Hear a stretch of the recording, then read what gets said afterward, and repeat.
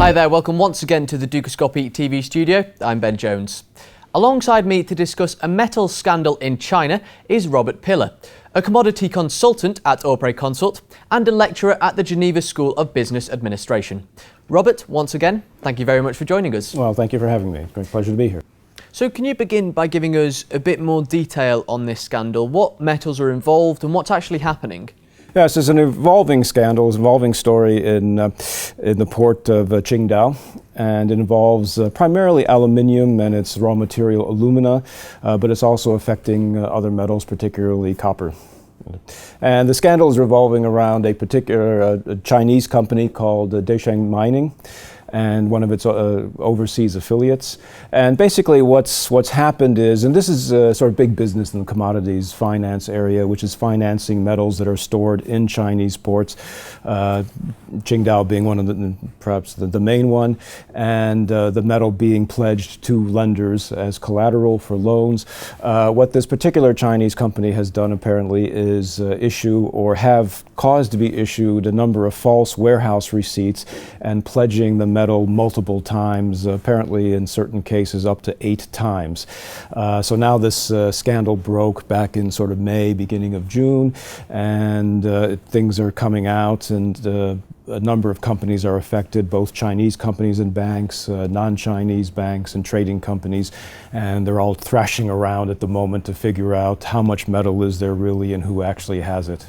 Okay, now what impact will this scandal have? Who will be affected most? Well, again, it's an evolving story, emerging story, so the facts aren't entirely out.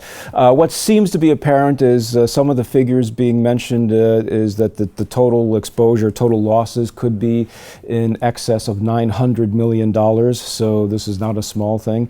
Banks, various banks have been reporting that they have exposures.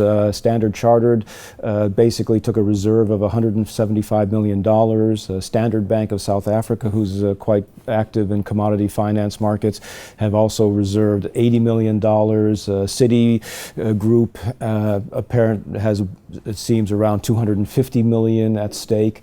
HSBC has reported, as well as ABN AMRO. So some of the very big names in commodity finance are very much involved.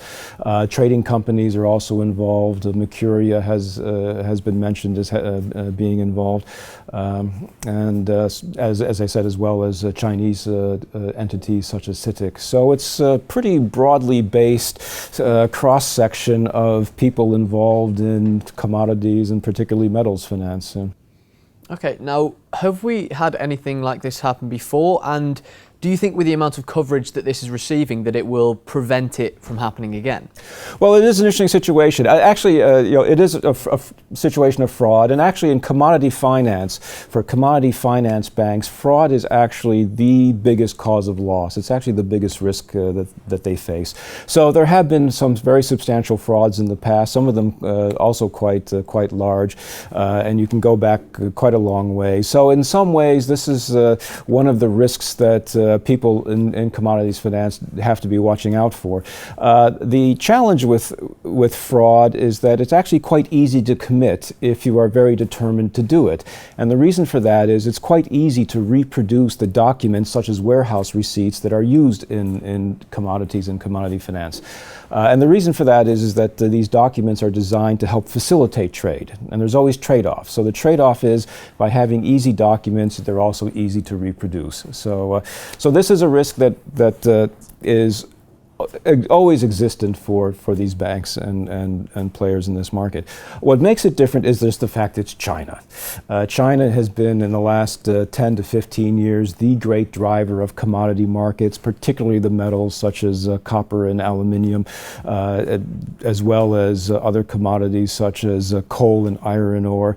And China just sucking in so much in terms of commodities in order to fuel their growth and their infrastructure development, makes this quite a special situation. So one of the as I said, it's too early to say exactly how this will play out. People are starting to sue each other. Citigroup has filed a lawsuit against the trader Mercuria in the London High Court over financing arrangements.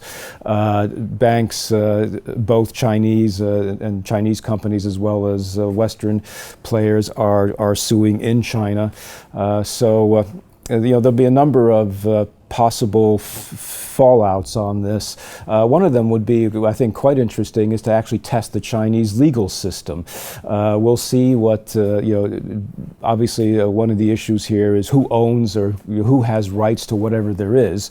Obviously there isn't enough metal to satisfy all the loans that were taken out, so people are fighting for what there is. So there'll be questions of security interest. How does Chinese law address this? And a very, very interesting, I think, issue will be, will the Chinese courts treat foreign companies as fairly as they would domestic companies, which is the acid test internationally for a legal system. So there should be some very interesting questions coming out of this. On the commodity side, there would be sort of knock-on effects. The price of copper has declined, and copper premiums in Shanghai have taken a knock.